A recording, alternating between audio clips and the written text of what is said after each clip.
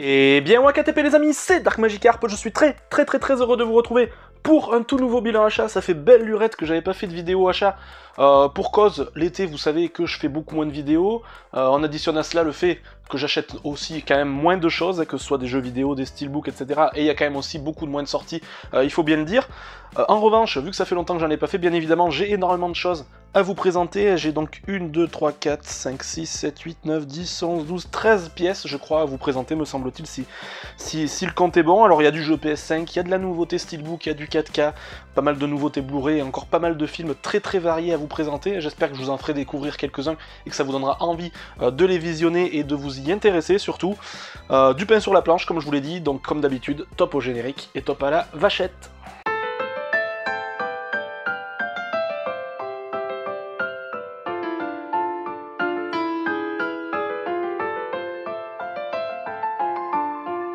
Allez, seulement 2 jeux vidéo et 11 films, donc on va commencer comme d'habitude par le jeu vidéo, et voilà 2 jeux vidéo, alors qui étaient des nouveautés quand je les ai acquises, hein, mais bon, vu que ça fait un petit peu de temps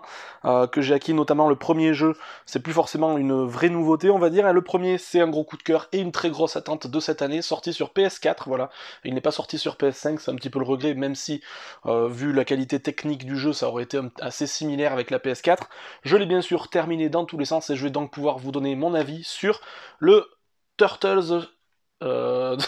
Tortue Ninja Shredder's Revenge, pardon. Donc voilà, le fameux beat'em all inspiré, on va dire, de Turtles in Time, hein, que vous connaissez tous, et voilà les fameux beat'em all de l'ère 16 bits notamment, hein, sur Mega Drive et sur Super Nintendo. Donc voilà, on surfe sur la vague de Tortue Ninja. Hein. Voilà, vous savez que je suis un grand fan de Tortue Ninja, mais je commence un petit peu à me lasser, non pas de la licence, hein, mais de tous ces goodies, de toutes ces figurines qui sortent. Ça en devient presque indigeste, c'est plus du tout rare, c'est plus du tout un événement, et je commence un petit peu à me lasser de ça. Et de toute façon, ma collection est déjà bien achalandée. Ce jeu, bien sûr, je l'ai fini avec chaque personnage jouable. Il y a 7 personnages jouables au total, et on a nos 4 tortues, on a Splinter, on a April, et on débloque ensuite aussi Casey Jones. Donc voilà, je l'ai fini avec tous les personnages, bien sûr assez répétitif, hein, comme tout beat'em all qui se respecte, mais très bon jeu, très bon gameplay, des petits ajouts par-ci par-là par rapport aux versions de l'époque. Voilà, je pense que pour les fans du genre et pour les fans de rétro notamment, c'est assez bon, et en plus on a le système de trophées comme d'habitude qui rend le truc encore plus addictif, donc très content. Ça c'est une édition qui était assez jolie, alors assez classique, hein, mais je vous les avais mis d'ailleurs postés sur Insta, on avait quelques petits goodies, et notamment la petite pizza en porte-clés qui fait toujours plaisir, et une petite notice, un petit guide papier qui fait toujours plaisir, et pour les fans de matériel, les gens qui aiment avoir la notice, le matériel adéquat.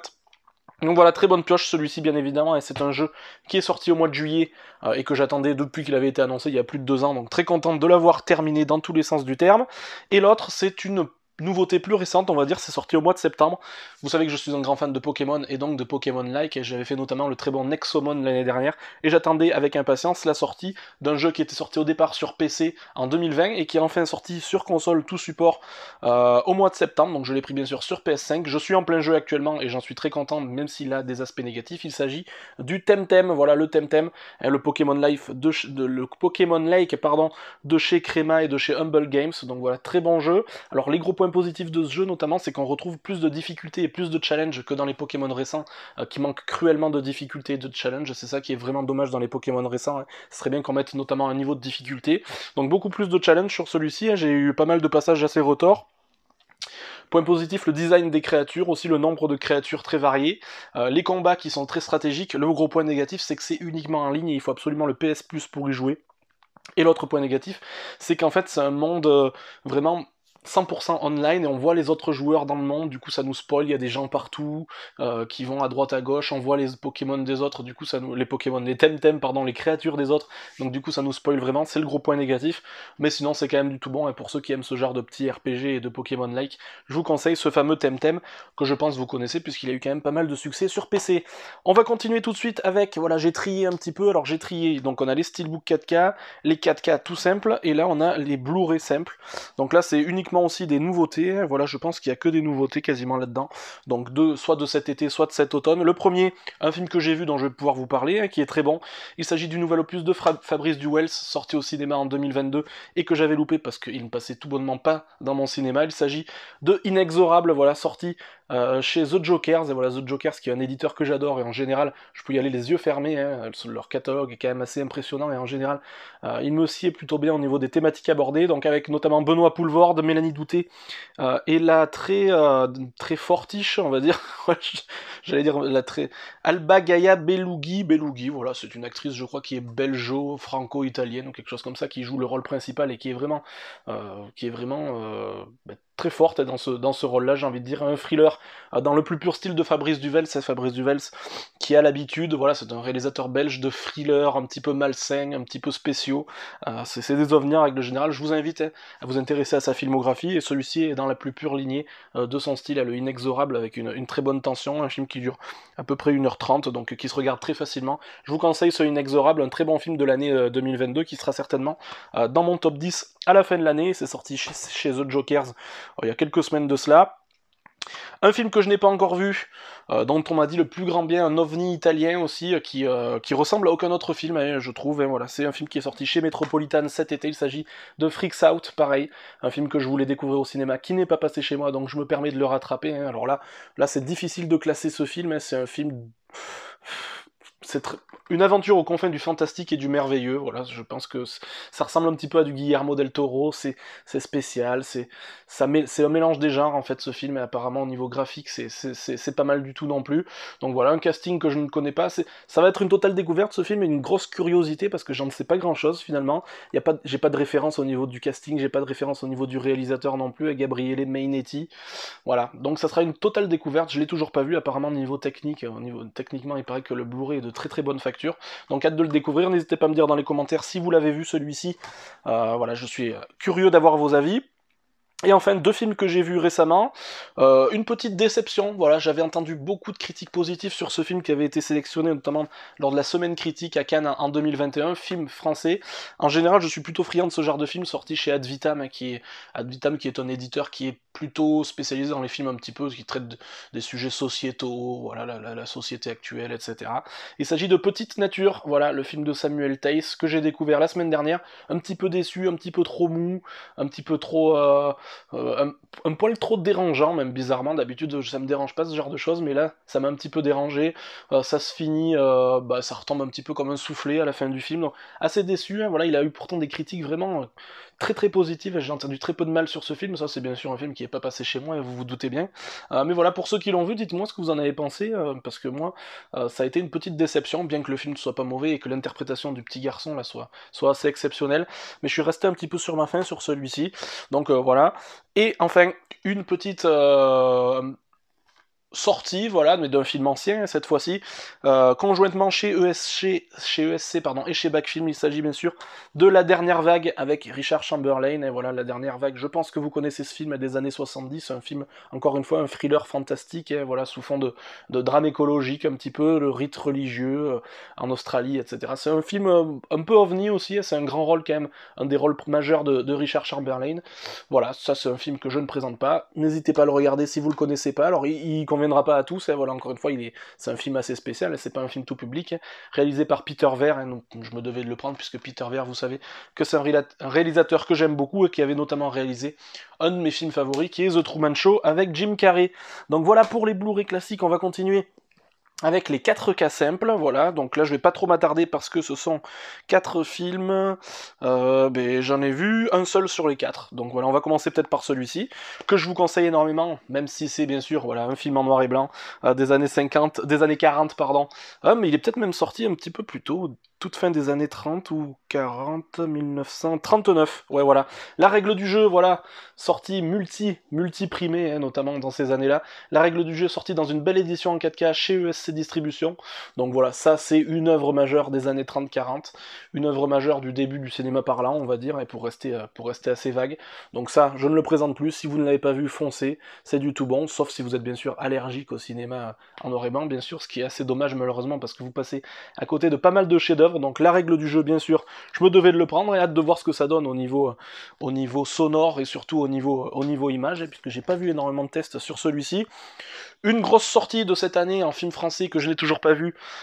bon ça va être un gros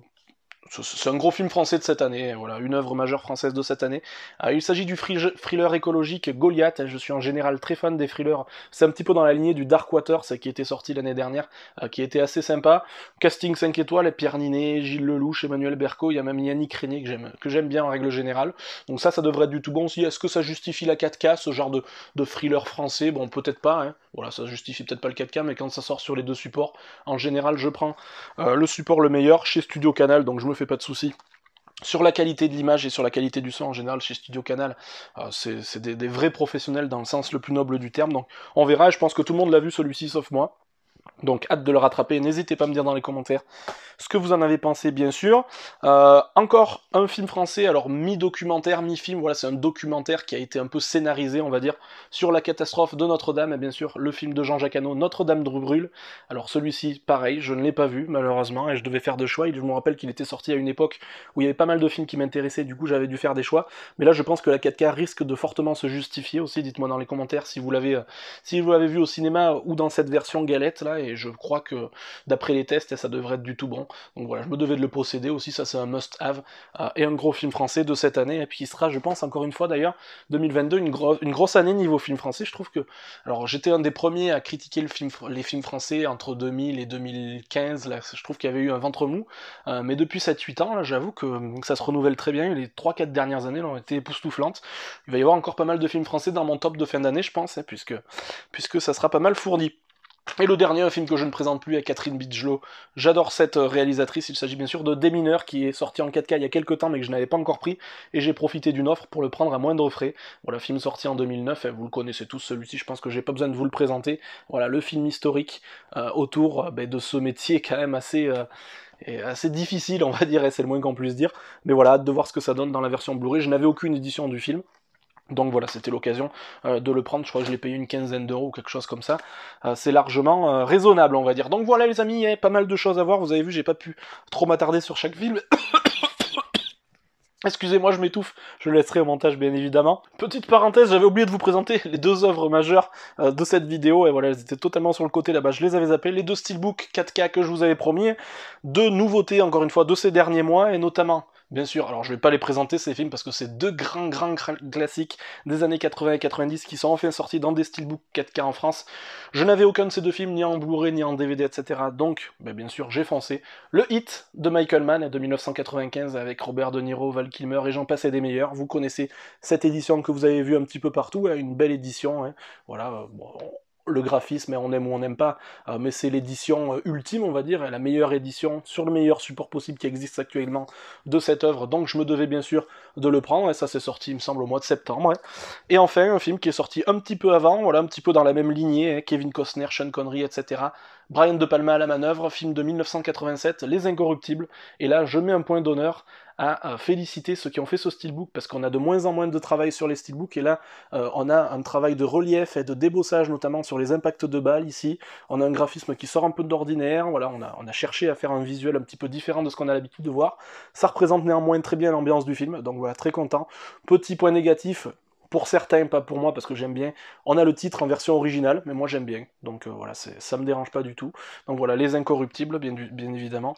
que je me devais de prendre aussi à deux grands classiques du cinéma, voilà, des années 80-90 et du cinéma d'action, on va dire. Hein. Voilà, n'hésitez pas à aller vous renseigner un petit peu plus en profondeur sur ces films qui valent tous leur pesant de cacahuètes, et bien sûr, hein, tous dans leur genre de prédilection. N'hésitez pas à me dire dans les commentaires s'il y a des achats que vous avez fait aussi. Et vous avez vu qu'il n'y avait pas d'achat très récent, puisque j'ai un petit peu de retard, et voilà, les achats qui sont arrivés actuellement, je les mettrai dans la prochaine vidéo, donc j'aurai forcément 1 à 2 mois de décalage à chaque fois. Donc j'ai pris bien sûr aussi les nouveautés du moment comme d'habitude. Hein. Le petit pouce bleu ou le petit pouce rouge, encore une fois, vous êtes les seuls décideurs de la chaîne et ça ne changera pas, vous faites absolument ce que vous voulez. Les prochaines vidéos, alors il y aura celle-ci bien sûr, il y aura une vidéo Fais voir que ta collègue qui arrive dans une dizaine de jours, on va dire, et le nouvel épisode de Fais voir que ta collègue qui promet d'être assez exceptionnel, encore une fois bien sûr, hein, un nouveau collectionneur qui va nous présenter ses pièces favorites, et juste après, dans la foulée, voilà, octobre et novembre, et je vous avais fait un petit post notamment sur YouTube,